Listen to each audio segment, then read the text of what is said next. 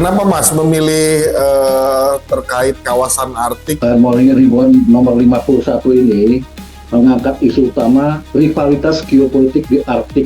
Nah, dengan mencairnya sebagian dari Arktik ini membuka pula peluang persaingan yang makin keras di antara beberapa negara yang memang berkepentingan untuk menguasai jalur tersebut. Rusia termasuk yang sudah dominan di sana, dan negara-negara lain seperti China, negara-negara Eropa.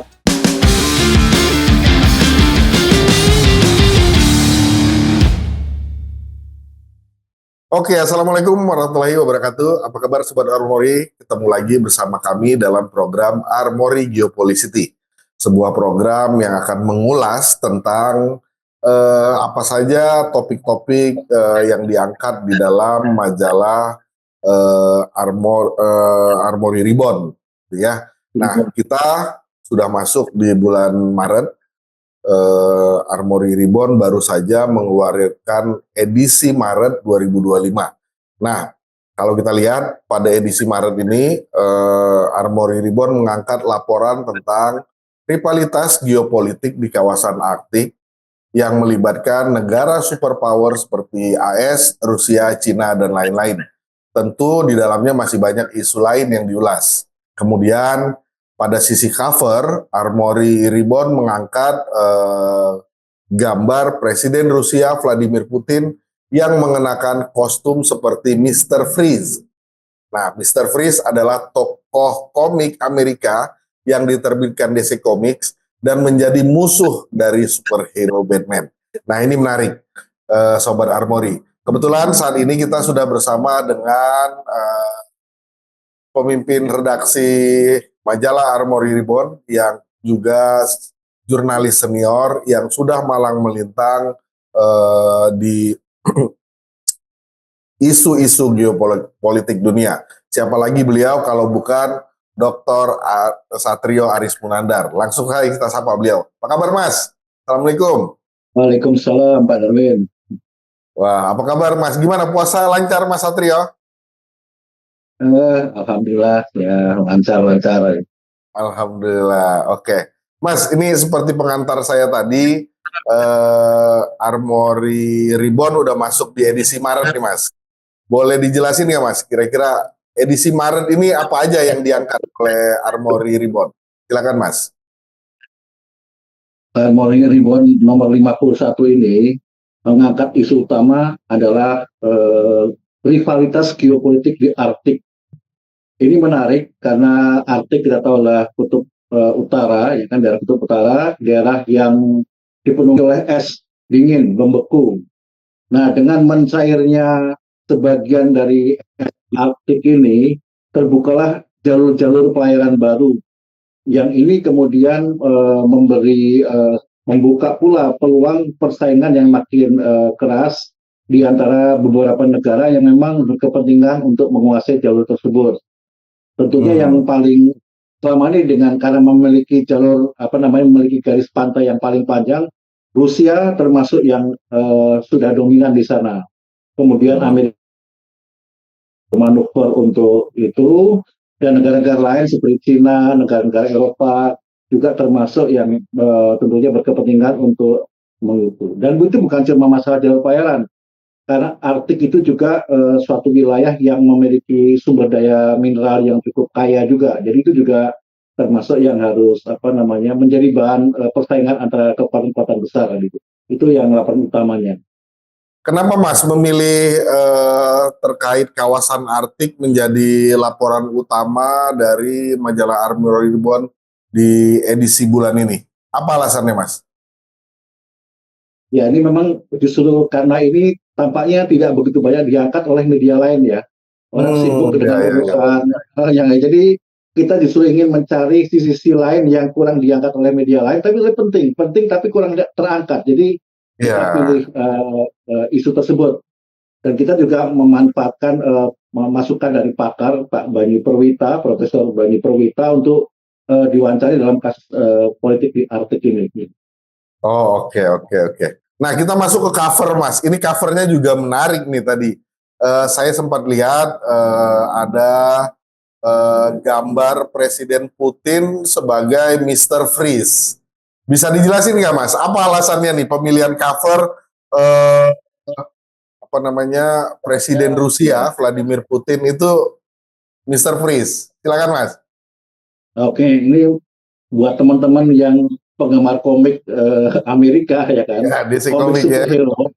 Ya, ini kan Eh, mungkin bagi yang belum tahu atau yang kurang tahu, mungkin saya jelasin dikit ya. Ini kan Mr. Freeze ini adalah tokoh musuhnya Batman. Nah, ini kalau di iya, komik atau di superhero, musuhnya Batman Mr. Freeze. Mr. Freeze ini punya senjata yang bisa membekukan lawan.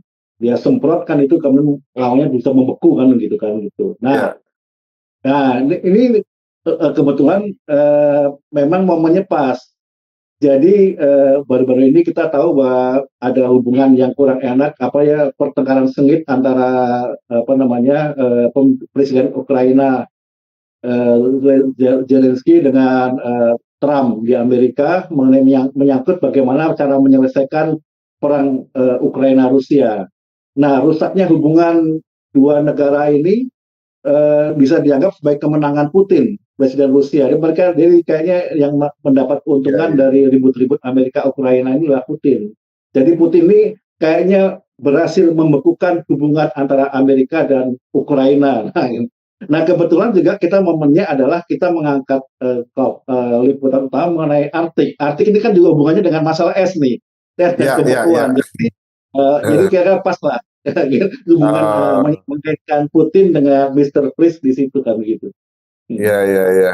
Jadi apa namanya Presiden Putin ini diilustrasikan sebagai apa ya, seperti Mister Freeze di ini di apa DC Comics gitu ya, Di, Mas.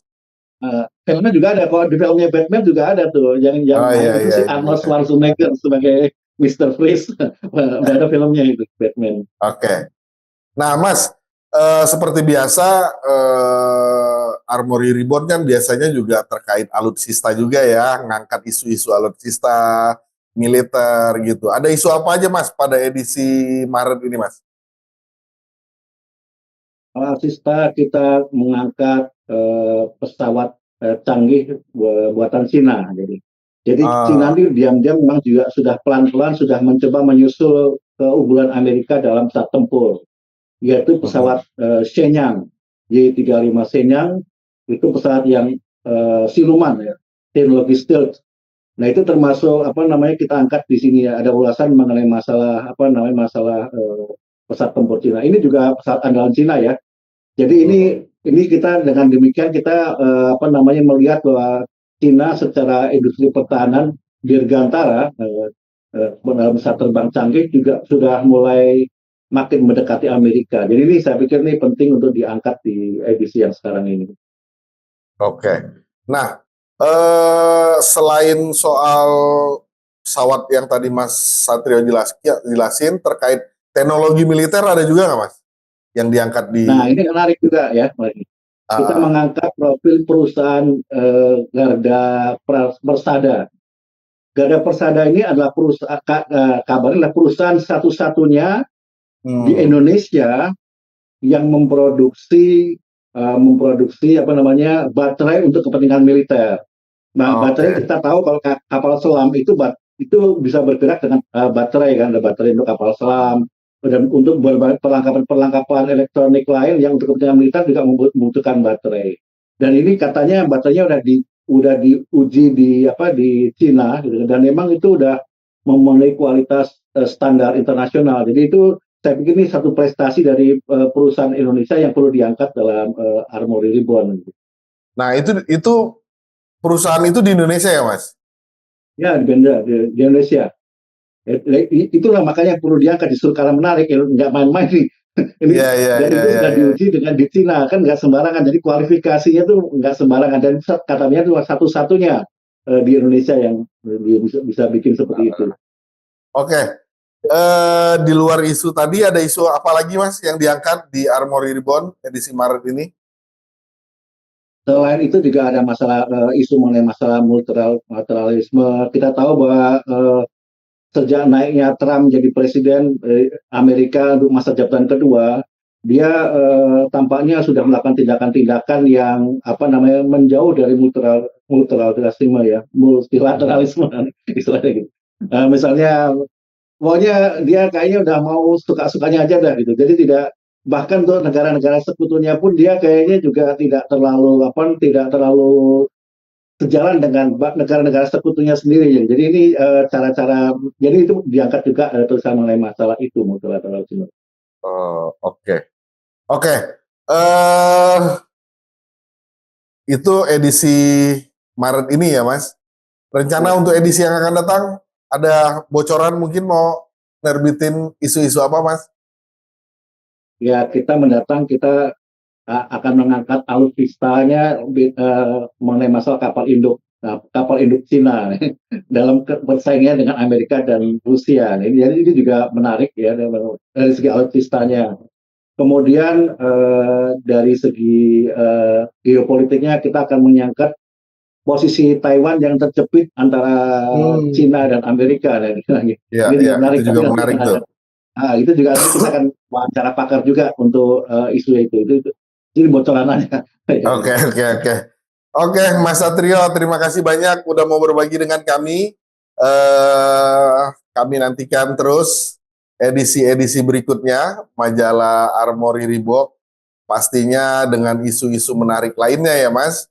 Ya, Karena ya. ini apa ya, majalah ini punya angle dan sudut pandang yang berbeda dengan media-media lain, membahas tentang geopolitik dunia, sistem militer maupun alutsista. Terima kasih banyak Mas Satrio. Semoga selalu dalam keadaan sehat. Titip salam buat teman-teman seluruh tim di Armory Reborn. Kita Terima ketemu kasih. lagi di bulan April mendatang, tentunya dengan majalah Armory Reborn edisi April 2024. Oke, Sobat Armory, itu tadi obrolan kami dengan Dr. Satrio Aris Munandar, pemimpin redaksi majalah Armory Reborn, sekaligus juga jurnalis senior di Indonesia yang concern di geopolitik dunia. Saksikan terus Geopolicity bulan depan, tepatnya di April, kami akan hadir untuk mengulas terkait majalah Armory Reborn edisi April mendatang. Terima kasih, tetap semangat teman-teman. Sobat Armory, Assalamualaikum warahmatullahi wabarakatuh.